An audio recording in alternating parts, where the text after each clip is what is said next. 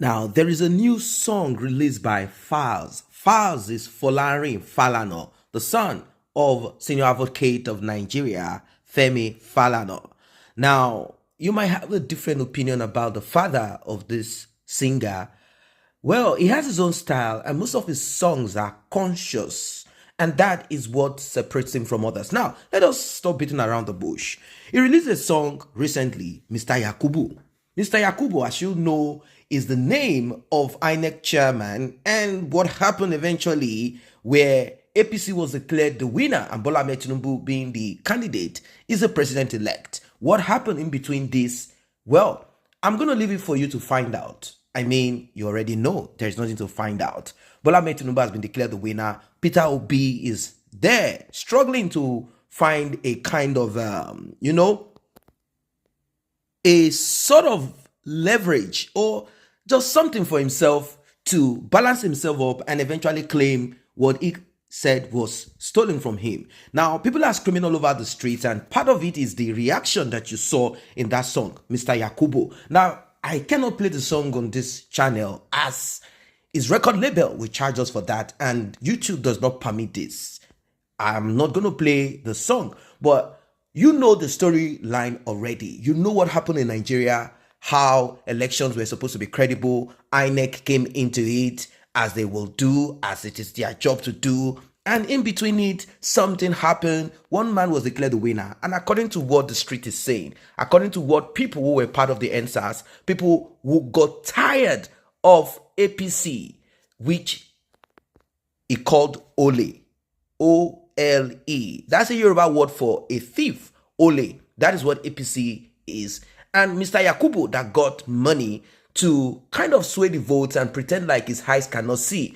He came out and, Falz and Vector and some other people were together in this. Yoruba people, yes, they are really doing great when it comes to the music industry. Shout out to them. I'm not saying other tribes are not representing, but let us say it as it is. Anyway, he gave it out and others also gave it out. And all of the lines and, lyrics and everything points to the same thing that we are talking about right now.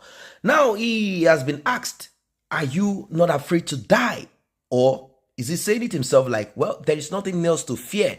It is better you die as an activist, a revolutionary. People will know what you died for rather than you dying because a truck or molue eats you because the driver is driving recklessly. Rather than you dying for nothing, because you were probably sick and you needed to go to an hospital to get yourself sorted out, and you cannot because doctors are not available, and even when they are there are no equipment to take care of you. You see, he said it is better you die for something. Let people know, because at the end of the day, we are all going to die. Now, I'm going to allow you to listen to what he said, and we will be analyzing it and also analyzing the song that he released. Let's get right into it. But before then, if you're just coming across this channel, tap on the subscription button, the red notification icon bell, very important. Please do tap on it. Inec chairman himself, prior to the elections, had come out and released these regulations and said, this is the way we are going to run these elections. And then by the time that these elections were then happening, suddenly, we're seeing this process that is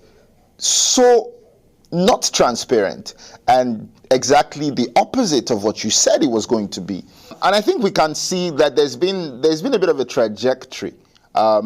There's been something brewing just within the polity, especially among the young people. And, as we know, as statistics tell us, the young people make the bulk of our population. And that has come to show, in just the way that things have played out. And leading up to these elections, everyone could see that there was a momentum. There was a momentum that was brewing. And it wasn't really revolving around any particular personality in particular. It was more about, look, we're going into this process again, and what we would like to achieve is being able to choose this time around. What has happened over time?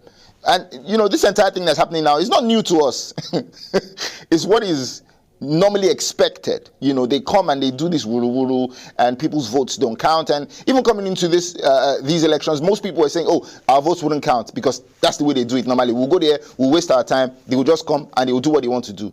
So everyone was feeling hopeful that this time around, it wouldn't be business as usual. Everyone was hoping that we would come, we would vote, and that our votes would count. And I couldn't even believe what I was seeing, even as the elections were happening. And even upon all the numerous cases of violence that we witnessed, upon all the very shoddy and shabby looking manipulated results that we saw with our very eyes, the Inec chairman still went on to declare a winner.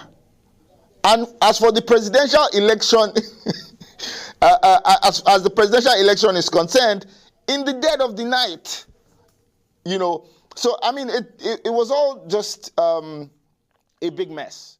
It was all a big mess. I've released tons and tons of records that are very confrontational, similarly confrontational. And I was on ground. I'm always on ground when I release these records. And, it's not to say that, I'm running anywhere. Absolutely not. And, everyone knows where to find me if anyone wants to find me. But I have no reason to fear anything. And I always say this when people ask me, oh, how do you do these things, without any fear of consequences or whatever? And to me, it's the kind of life that we're living. And this is the same answer I always give. The kind of life that we're living already is one in which we're more or less fading away already. It's not a meaningful life, what we have in Nigeria as a country. It's absolutely not a meaningful life. And what's the worst that could happen? Is it death? I don't fear death. What possibly could happen? And I would rather go down fighting for a just cause. I would rather be remembered as someone that lived a life that was meaningful, rather than someone that, for example, was walking down the road and got run over by a downfall because he was driving recklessly, or someone that got a heart disease and could not save himself because there are no hospitals capable of saving him in Nigeria. So I'll prefer to go down in this type of way. Like I said, to me, it's a more meaningful life, But at the end of the day, it would be too late, just like it was in the This Is Nigeria scenario. The song and video have already gone viral, like you said. The message, the message has been received. Everyone resonates with the message already. So regardless of whatever ban, whatever reaction might come from the government or the ruling party, I could care less. How clear can this be? This is as clear as it should be. Well, this is a reaction, or let us say, showing the exact nature of events as it is in Nigeria. Maybe there might be some other things that we know or we don't know, but we've always known the characteristics of the so-called politicians and how they roll. Eventually, May 29th will come. What will happen between it, after it, we do not know. But that does not rub off the fact and the truth that we are yet to get to that point. And when I say get to that point, the point of accountability, I'm talking about legislators, public office holder, occupiers being dealt with strictly. Yes, being dealt with strictly. Among themselves, that's when you know, and you should realize that you shouldn't vote for people that are criminals. But then, because human nature themselves, it is not just the leader. We talk about leaders as if they are cut out from the normal society. These are still the same people like you yourself. They are wicked people. If everyone comes together and decides on one thing, you will still find some people among you that will go against it, not because they are benefiting anything maximally. Probably some little things have been given to them. They will turn against the rest of it. This is human nature, and we need to re-educate ourselves. We need to be born again from within. We need to reborn ourselves. We need to unlearn. We need to learn the best, and the best of everything now. We need to begin to realize and see ourselves as better than this. It is craziness and madness for you to say Sai Baba to one person. Ogasa to one person. It is madness. It shows that you see yourself as less. Nobody should be less.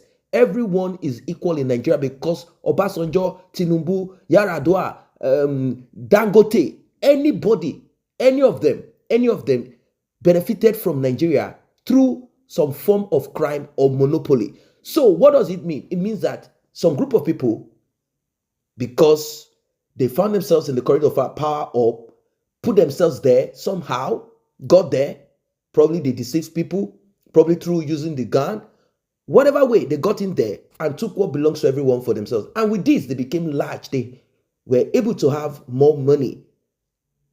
And you are like nobody. You are like zero to them. They call you inconsequential. You are like nothing to them. And you have grown up with that mindset that someone who has stolen your past, your present, and your future, that person is Sai Baba or Gasa. And you keep bowing for that person, believing that that person has been destined by God to be rich and powerful, and you have to remain poor. And this has gone deep into our religious, orientation also. Doctrines, culture, where you believe that someone has been destined in this manner and you have been destined to be this. And people see that gap. The one that we have in Nigeria, that gap is so huge. It's so huge that we don't even have middle class. We don't have middle class per se in Nigeria. Is that you are poor, struggling, or you are rich, or okay? There is nothing in between it at all, something to balance it up. Well, as it is, everyone is complaining about this election, and according to the statistics and what people are saying out there, and what Falz is also saying, he said the statistics shows that youth came out en masse during the SARS protests, and they wanted to take it back, and they wanted to use this as a kind of wake-up call. The SARS was a wake-up call. They wanted to use this election as one of the pointer, one of the landmark to indicate, to show to these old cadets, to show to them, and not just about age, to kind of send a message to the world that the youth are now ready to take back what belongs to them. They are now ready to begin to do the right thing. But unfortunately, it didn't work that way. You see, they found a way somehow to manipulate it, and they didn't do this alone. They also did it with the help of some other youth too. That's why I said, this is complex. We need to deal with it. And good must keep pushing so that others that are bad will either run out or join and be better. That is just what it is. What are your thoughts about this one? Drop it in the comment section. Do not forget to like and share this video. Don't forget to subscribe to this channel if you're new here.